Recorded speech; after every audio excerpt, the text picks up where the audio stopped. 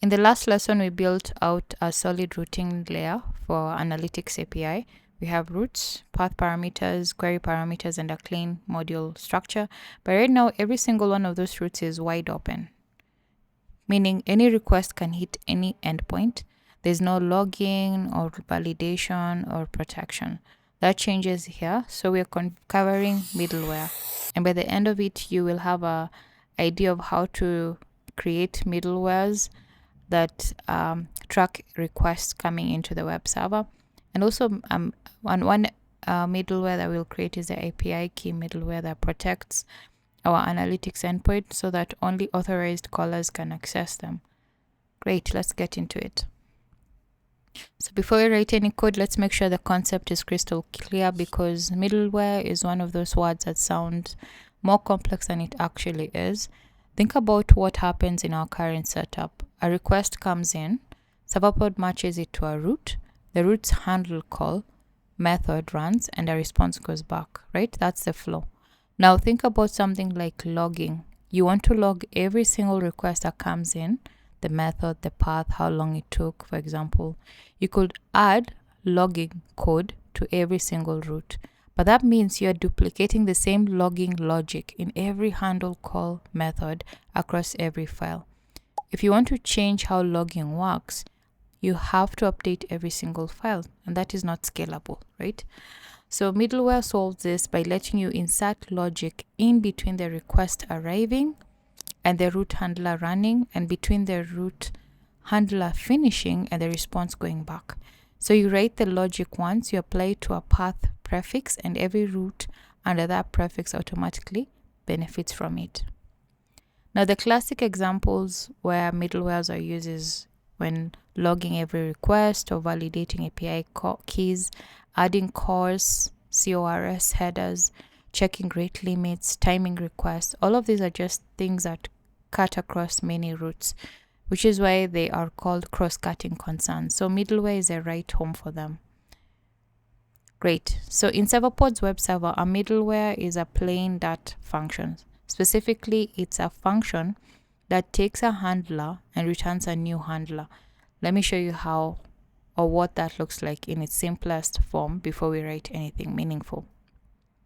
So this shape takes a handler and returns a handler is a pattern for every middleware you'll ever write with Relic. So this is the shape of every middleware function. It receives the next handler in the chain and returns a new handler. So it receives each incoming request. Then there's a before logic where code here runs before the route handler. Okay, so you can inspect the request, validate headers, log the start time, all the examples or the examples that we mentioned that we're calling cross-cutting concerns. Then there's this line which passes the request to the next handler in the chain. Next could be another middleware or the actual route handler, for example, one of our routes that we created. Then after that, we can decide to add another logic afterwards where you can maybe inspect or modify the response that has been returned before you take it back to the client. So that's the work of the middleware. You get to inspect the request that has come in before it goes to the next handler. And then once you receive the response, you can be able to manipulate it to be conducive to before it goes back to the client if you need any changes made. So basically, that's what a middleware is. Now let's write our first real middleware. Let's protect our analytics endpoints that we have created. So in a real project, you'd not want just anyone hitting the routes that we have created and reading, in our case, the analytics data. So we want only authorized callers like to be able to access these endpoints. So we'll build a middleware, an API key middleware that checks for an X API key header on every request to a route /API. So if the key is missing, we return a 401 unauthorized. If the key is present but wrong, we return a 403 forbidden. Only if the key is correct do we let the request through, and we'll get to see that. So we're going to have a new folder in our web folder called the middleware, and inside the middleware we're going to have a file called the API key middleware.dat. So in a real project, this will come from your server's config file or environment variables, never hard coded. So you need to Here we're just going to hard code a valid API key. We're just trying to mock the scenario, okay? So inside our middleware, we have our handler, and it's going to receive the request, okay? So it will read the X API key header from the incoming request. The headers map returns a list of values for each header key because HTTP allows multiple values per header. Then as we continue, we're going to check and going to add a few cases. So if there's no API key header sent, we're able to inform the user that we require an API key to proceed with the request.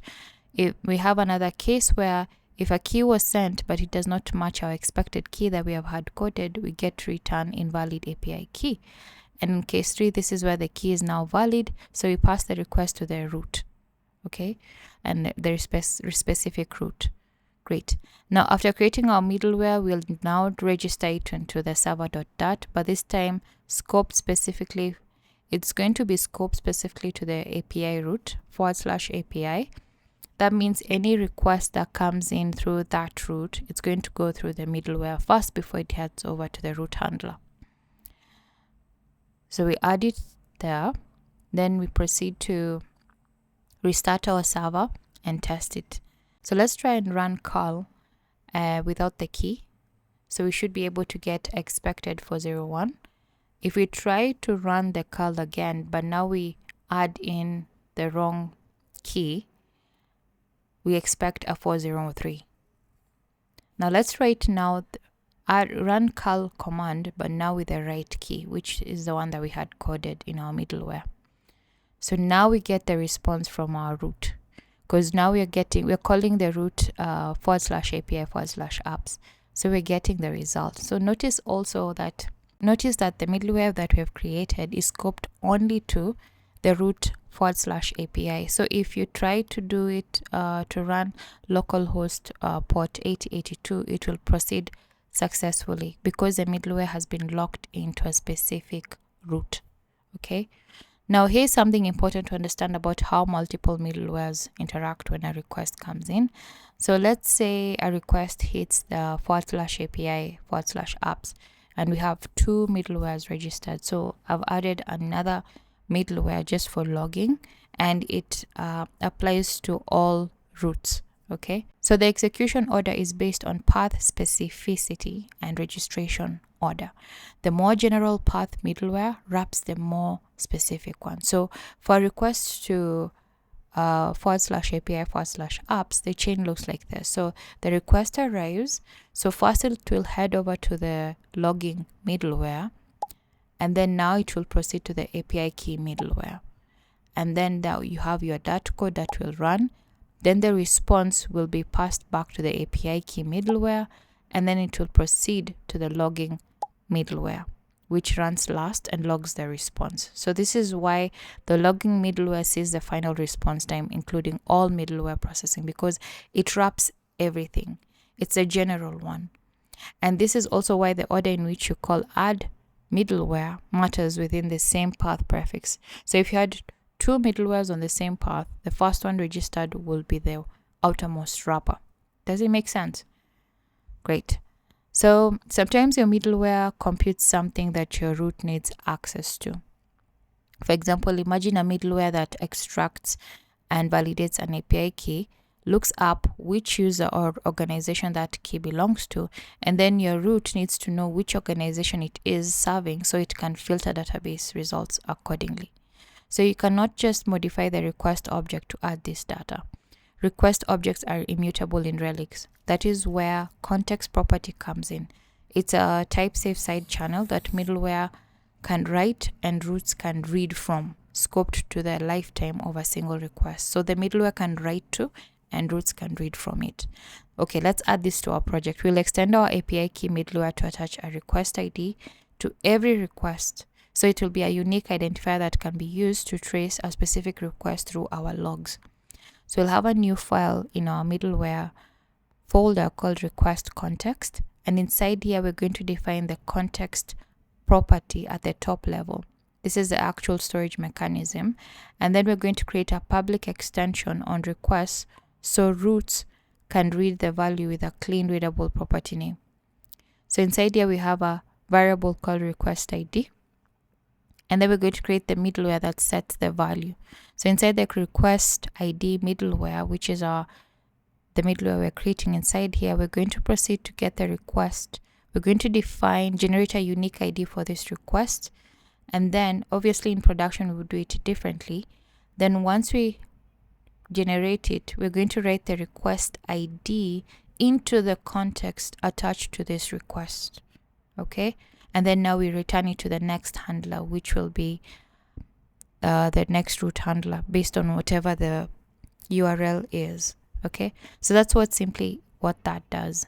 Now we need to register this middleware, obviously, so we head over to server.dat and add it, and now any root can access the request ID like this. So inside any root that you want to access the request ID, you just proceed to define a variable of type string, then proceed to just call your request object and get the specific request ID. So you read the request ID, then the middleware set early in the chain. So you can proceed to use the request ID as needful. Now the data flows cleanly from middleware into the root without either side needing to know the internal details of how the other works. The middleware writes it, the root reads it, and the whole thing is type safe and scoped to exactly one request lifetime. I hope that makes sense. Now let's recap the lesson. We learned what middleware is, logic that wraps your root handlers and runs before and after them, solving cross-cutting concerns without duplicating the code. Then we learned the fundamental shape of a middleware function in Dart. It takes a handler, returns a handler, and the next request call is what determines whether the request continues down the chain or gets rejected early. So we built API key middleware that protects our API routes from unauthorized access and returns structured JSON errors. We understand the execution order. More general path middlewares wrap more specific ones, and registration order matters within the same path. And we also learned about ContextProperty. That's the right tool for passing middleware computed data into root handlers. Okay. Now in the next lesson, we start on the database, designing our app metric schema, running code generation, and setting up the data that will power the real dashboard.